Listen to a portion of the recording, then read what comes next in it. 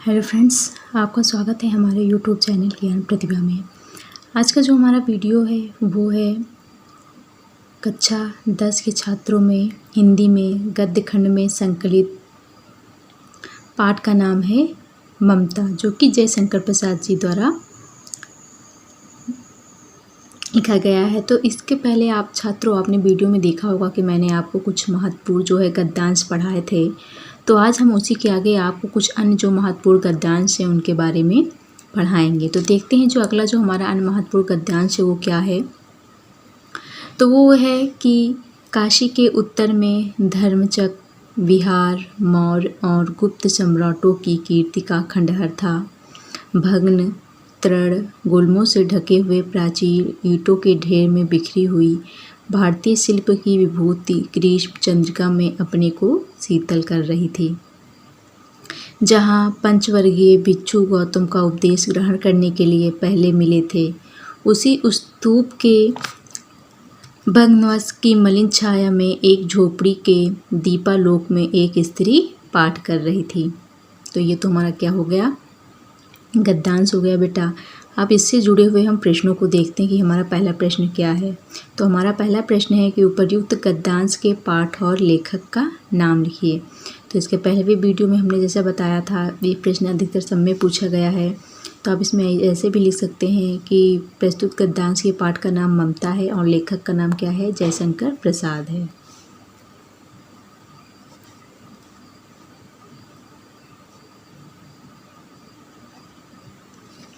या आप इसको संदर्भ के रूप में लिख सकते हैं कि प्रस्तुत गद्यांश हमारी पाठ्य पुस्तक हिंदी गद्य खंड में संकलित ममता नामक पाठ से लिया गया है, जिसके लेखक कौन है, जयशंकर प्रसाद जी हैं।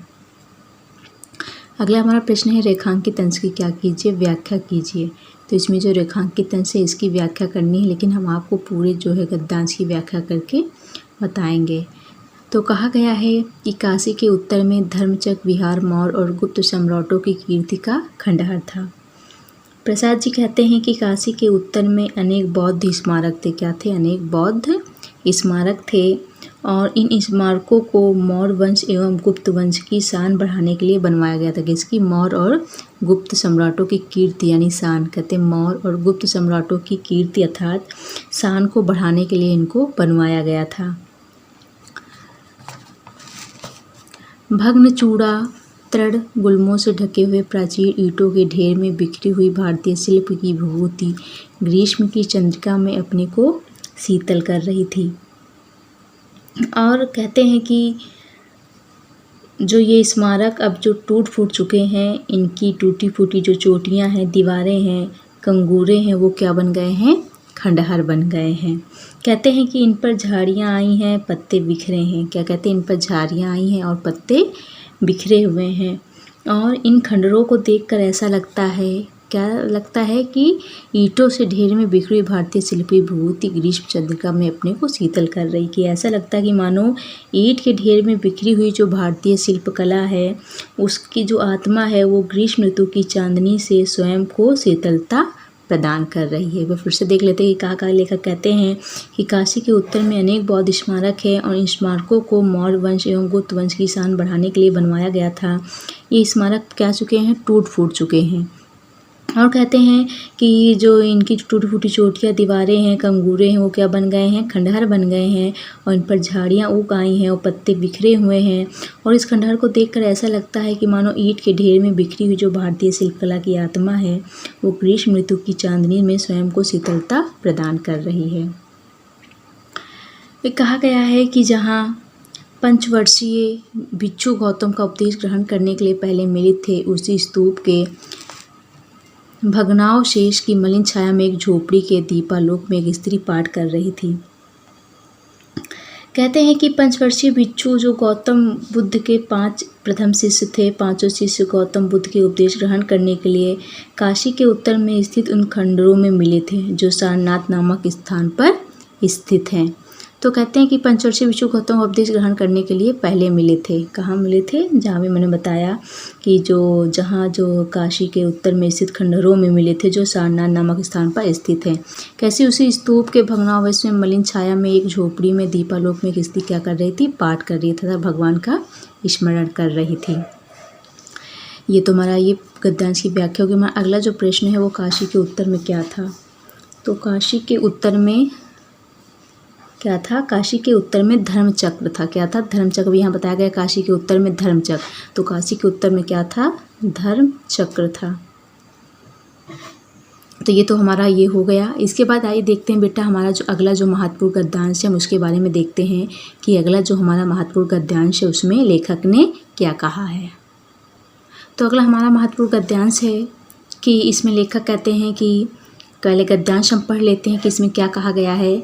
तो गला सूख रहा है, साथी छूट गए हैं, आज सुगिर पड़ा है, इतना थका हुआ हूँ, इतना कहते कहते वह व्यक्ति धम से बैठ गया और उसके सामने ब्रह्मांड घूमने लगा। स्त्री ने सोचा यह विपत्ति कहाँ से आई, उसने जल दिया, मुगल के प्राणों की रक्षा हुई। वह सोचने लगी सब विधर्मी दया के पात्र नहीं, मेरे पिता का वध करने वाले आतताई घृणा से उसका मन विरक्त हो गया। तो ये तो हमारा क्या हो गया? गद्यांश हो गया। अब इसमें देखते हैं कि इससे प्रश्न क्या पूछे गए हैं। तो इसमें जो पहला प्रश्न पूछा गया है उपर्युक्त गद्यांश के पाठ और लेखक का नाम लिखे। जैसा कि मैंने अभी पहले आपको गद्यांश में बताया है, तो इसमें आपका गद्यांश के पाठ का नाम क्या है? ममता है, और जो लेखक का नाम हो क्या है? जयशंकर प्रसाद है। तो इसको संदर्भ के रूप में भी आप लिख सकते हैं बेटा कि प्रस्तुत गद्यांश हमारी पाठ्य पुस्तक हिंदी में गद्य खंड में संकलित ममता नामक पाठ से अवतरित है, जिसके लेखक कौन है? जयशंकर प्रसाद जी हैं। फिर जो अगला प्रश्न है हमारा रेखांकित अंश की व्याख्या कीजिए। तो इसमें जो हमारा रेखांकित अंश है उसकी व्याख्या करनी रहती है आपको। जब पेपर में आएगा तो आपको सिर्फ रेखांकित अंश की व्याख्या करनी होगी, लेकिन बेटा हम आप लोग के लिए हम जो है पूरे अंश की व्याख्या करके, पूरे जो है शीर्षक उसकी व्याख्या करके बताते हैं, जिससे आप लोगों को किसी प्रकार की परेशानी ना हो। तो देखिए इसमें क्या कहा है लेखक ने? गला सूख रहा है, साथी छूट गए हैं, और सुगिर पड़ा है, इतना थका हुआ, इतना कहते हुए वह व्यक्ति धम से क्या हुआ? बैठ गया और उसके सामने ब्रह्मांड घूमने लगा। कहने का तात्पर्य है कि गला सूख गया जो व्यक्ति होता है वो कहता है गला सूख रहा है। जो मुगल होता है, यहाँ पर जो मुगल होता है, जब वो ये चौसा युद्ध से हारने के बाद जो आश्रय के लिए जब इधर उधर भटक रहा होता है, तो जब वो आता है एक झोपड़ी के पास, तो वो कहता है कि मेरा जो है वो गला सूख रहा है, और जितने जो साथी थे मेरे साथ में वो सब क्या हो गए हैं? बिछड़ गए था, छूट गए हैं, और मेरा अश्व जो घोड़ा था वो क्या हुआ? गिर पड़ा है, और मैं बहुत ही थक गया हूँ। और इतना कहते हुआ व्यक्ति धम से बैठ गया। मतलब वह व्यक्ति इतना कहते हुए क्या होता है? जमीन पर वह व्यक्ति जो है वो बैठ जाता है, और उसके सामने ब्रह्मांड मतलब क्या होता है? सारी पृथ्वी यानी कि संपूर्ण सृष्टि होती। क्या होती है? संपूर्ण सृष्टि। और उसके सामने जो है पूरी सृष्टि जो है वो घूमने लगती है। स्त्री ने सोचा कि यह विपत्ति कहाँ से आई। वो जो स्त्री थी जिससे वो कह रहा था, तो उसने सोचा कि यह मुसीबत कहाँ से आ गई है। उसने जल दिया और मुगल के प्राणों की रक्षा की। मतलब कि वो जो आया था वो कौन था? मुगल था। तो उसने उसको जल पिलाकर उसके प्राणों की रक्षा की, क्योंकि वो बहुत ही प्यासा था और परेशान था। वह सोचने लगी सब विधर्मी दया के पात्र नहीं, मेरे पिता का वध करने वाले आतताई घृणा से उसका मन विरक्त हो गया। आतताई मतलब यहाँ पर होता है अत्याचारी। क्या होता है? अत्याचारी। तो वह सोचने लगी कि यह जो विधर्मी है, अर्थात इसने क्या किया है? अधर्म किया है। और कहते हैं जो सब अधर्मी होते हैं वो दया के पात्र नहीं होते हैं, क्योंकि इसने जो है मेरे पिता, कहते हैं कि उसने कहा कि जो है सब विधर्मी दया के पात्र नहीं होते हैं, और मेरा पिता का वध करने वाले अत्याचारी घृणा से उसका जो मन होता है वो क्या हो जाता है? विरक्त हो जाता है। क्या हो जाता है? दुखी हो जाता है, क्योंकि वो मन में ऐसा सोचती है कि सब जो अधर्मी होते हैं वो दया के पात्र नहीं होते हैं, और यह जो है मेरे पिता का वध करने वाले अत्याचारी हैं जो, और यह सोचकर उसका मन जो है घृणा से क्या हो जाता है? दुखी हो जाता है।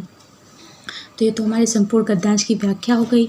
इसके अलावा जो इसमें हमारा अगला प्रश्न पूछा गया कि घृणा से किसका मन विरक्त हो गया। तो घृणा से किसका मन विरक्त हो जाता है? तो घृणा से उस स्त्री का मन विरक्त हो जाता है जिसके वहाँ मुगल ने क्या कहा था? शरण ली थी। अर्थात यहाँ पर ममता की बात की गई है कि घृणा से ममता का मन जो है वो क्या हो जाता है? विरक्त हो जाता है, अर्थात दुखी हो जाता है। तो हमारा ये गद्यांश हो गया। इसके अलावा जो हमारा अगला जो महत्वपूर्ण गद्यांश है उसके बारे में बेटा देखते हैं कि इसमें क्या कहा गया है। तो अगला महत्वपूर्ण गद्यांश हमारा ये है, इसमें आप देखते हैं कि लेखक ने क्या कहा है। तो चौसा के मुगल पठान युद्ध को बहुत दिन बीत गए, ममता अब 70 वर्ष की वृद्धा है। वह अपनी झोपड़ी में एक दिन पड़ी थी, शीतकाल का प्रभात था, उसका जीर्ण कंकाल खांसी से क्या कर रहा था, गूंज रहा था। ममता की सेवा के लिए गांव की 2-3 स्त्रियां उसे घेर कर बैठी थी, क्योंकि वह आजीवन सबके सुख दुख की सहभागिनी रही। तो ये तो बेटा हमारा गद्यांश हो गया। अब इससे जुड़े हुए हम प्रश्नों को देखते कि इसमें क्या कहा गया है। तो पहला प्रश्न है हमारा, उपयुक्त गद्यांश के पाठ और लेखक का नाम लिखिए। तो अभी मैंने जैसा कि पहले गद्यांश में अभी आपको बताया है कि गद्यांश के पाठ का नाम क्या है, ममता है, और लेखक का नाम क्या है, जयशंकर प्रसाद जी है। तो आप इसको संदर्भ के रूप में भी लिख सकते हैं कि प्रस्तुत गद्यांश हमारी पाठ्य पुस्तक हिंदी में गद्य खंड में आधारित ममता नामक पाठ से लिया गया है, जिसके लेखक कौन है, जयशंकर प्रसाद जी हैं। फिर अगला जो हमारा क्वेश्चन है वो है रेखांकित अंश की व्याख्या कीजिए। तो इसमें जो रेखांकित अंश है उसकी व्याख्या करनी है, लेकिन हम आप के लिए जो है पूरे अंश की व्याख्या करते हैं, जिससे आपको किसी प्रकार की परेशानी ना हो। तो देखते हैं कि इसमें लेखक क्या कहता है। तो लेखक कहते हैं कि चौसा के मुगल पठान युद्ध को बहुत दिन बीत गए, अर्थात मुगल और पठानों के बीच जो चौसा का युद्ध हुआ था उसको क्या हो गया, बहुत समय जो है व्यतीत हो गया है। ममता अब 70 वर्ष की वृद्धा है, वह अपनी झोपड़ी में एक दिन पड़ी थी। कहते हैं कि जिस दिन मुगल सम्राट हुमायूं ने शेरशाह से अपनी प्राणों की रक्षा के लिए ममता की झोपड़ी में आश्रय लिया था। कहते हैं कि जब उनके बीच मुगल और पठानों के बीच चौसा का युद्ध हुआ था, तो इस समय की बात है कि मुगल सम्राट हुमायूं ने शेरशाह से अपने प्राणों की रक्षा के लिए ममता की झोपड़ी में क्या लिया था, आश्रय लिया था। तो आश्रय लिया था, लेकिन कहते हैं कि जब यह घटना हुई थी तो उस समय जो ममता थी वो युवा थी। क्या थी, युवा थी, लेकिन इस समय वह 70 वर्ष की एक वृद्धा था, बुढ़िया है। वो अपनी झोपड़ी में एक दिन पड़ी थी और कहते हैं कि बुढ़ापे में जो उसका शरीर था वो जर्जर हो गया था, और ऐसी अवस्था में वह एक दिन अपनी झोपड़ी में पड़ी हुई थी। शीतकाल का प्रभात था, अर्थात जो है सर्दियों में प्रातःकाल का क्या था, दिन था। उसका जीर्ण कंकाल खांसी से गूंज रहा था, और कहते हैं जो उसका शरीर था वो खांसी से हिल उठता था। ममता की सेवा के लिए 2-3 स्त्रियां उसे घेर कर बैठी थी। कहते हैं कि वह इतनी अशक्त थी कि वह स्वयं चल फिर नहीं सकती थी। एक प्रकार से ममता जो है मृत्युशैया पर लेटी हुई थी। उसकी सेवा शुश्रूषा के लिए जो गांव की 2-3 स्त्रियां थी उसके चारों ओर घेर कर बैठी थी, क्योंकि वह आजीवन सबके सुख दुख की क्या रही है, सहभागिनी अर्थात साथी रही है। कहती है कि यद्यपि उसका कोई सगा संबंधी नहीं था ममता का, किंतु उसने जीवन भर लोगों के सुख दुख में हमेशा उनका साथ दिया है।